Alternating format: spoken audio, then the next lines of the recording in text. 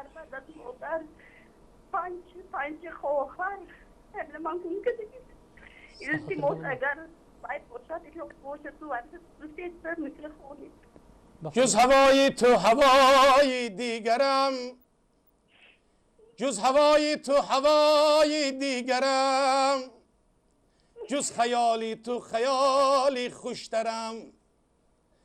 راه نخواهی یافت دیگر بر سرم، مادر جانم مادرم جان مادرم.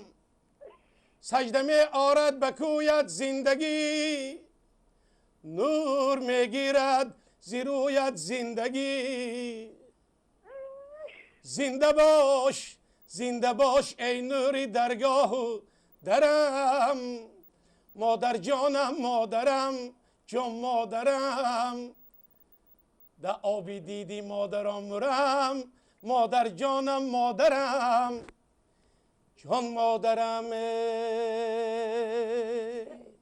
خدا علم فقط اشکی شادی ریزد مادری تاجیک. سلامت باشید مادر جان، خدا عمرتون دراز کند، سربلند باشید.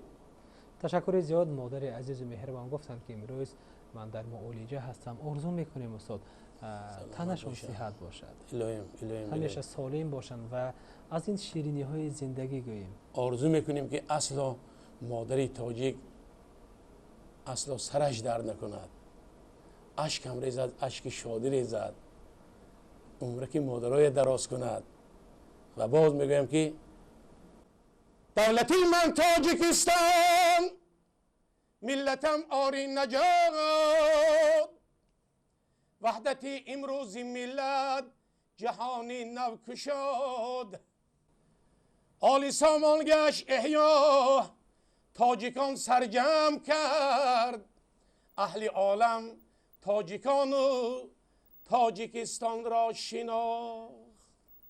خدایا دولتم آباد بینم، همیشه ملتم را شاد بینم. جوانانی به ناموسی وطن را پی آموز و ایجاد بینم.